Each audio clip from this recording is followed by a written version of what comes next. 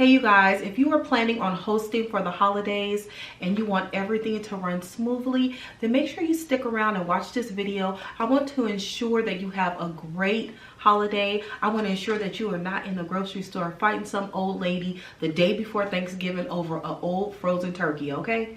So if you're interested, keep on watching. So my first tip, I think it's super important to get a head count and how many people will be attending.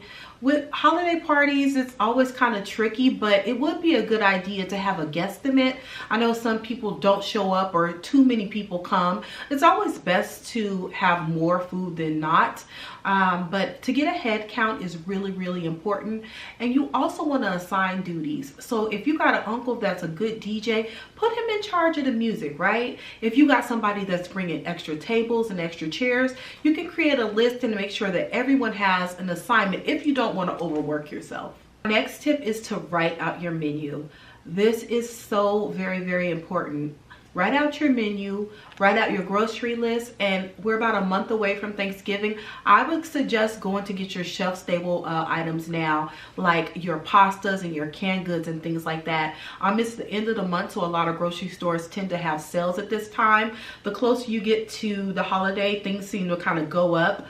So yeah, this is a great time. You'll have those items ready and you're not, hassling with the rest of the people who decided to go to the grocery store last minute. This does include your frozen turkeys. You can put your turkey in the freezer. If you got a deep freezer out somewhere, you can use that and put it in there so that way you have it. My next tip is about a week before the holiday. This is an ideal time to make your broth and your stocks for your gravies and add broth to your dressing and stuff. This is a great time. You can make it ahead and you can put it in the freezer so that all that flavor is soaked in, and then you can actually thaw them out when you're actually ready to cook them. I'll link some of the recipes that I have. One is a great broth that I use for the holidays. I'll put that in the description box so that you guys can check that one out. Also, the week before the holiday or event that you're going to have, this is when you want to do the grunt work. You want to mow the lawn. You want to assign people in your family to do that. Pull out all of the serving dishes that you're going to use, wash them and put them in a separate place. You want to pull out all your tables and chairs or dinnerware and wash those as well. And just kind of start to prepare and see and look for the things that you may need in your home. And then you can do your deep cleaning as well. Certain areas that you really only get to maybe a few times a year, cleaning the ceilings, because I know I go crazy when I have a company over. I clean everything and I try to give myself a good amount of time so that I'm not doing it the day of or the day before and stressing off of that. If you are cooking, if you're doing the cooking, I suggest the night before or the day before you do all of your baking. I think your cornbreads, your desserts, pies, cakes, and things like that, if you do them a day ahead, then you can focus on your main dishes later that night or very, very early the morning of Thanksgiving or Christmas. If you're doing something like a turkey or a roast or a prime rib, you can cook those things really, really late at night or very early in the morning.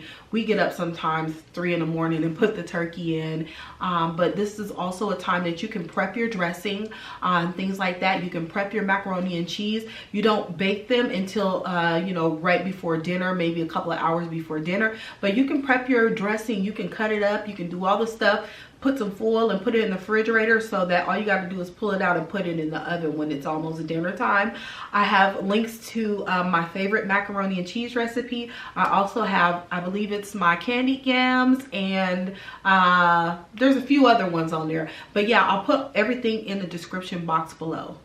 All right, guys, so that is just a couple of my tips that I have for you. I'm so excited for the holidays. I love hosting. I love cooking for people. It's actually my love language, so I'm always so excited for Christmas and Thanksgiving and all this good food that we're going to have. If you guys have any helpful tips, please let me know. I hope you guys enjoyed this video. Don't stress out. It's going to be great. It's going to be fun, and I will catch y'all in my next video. I'll talk to you later. Bye.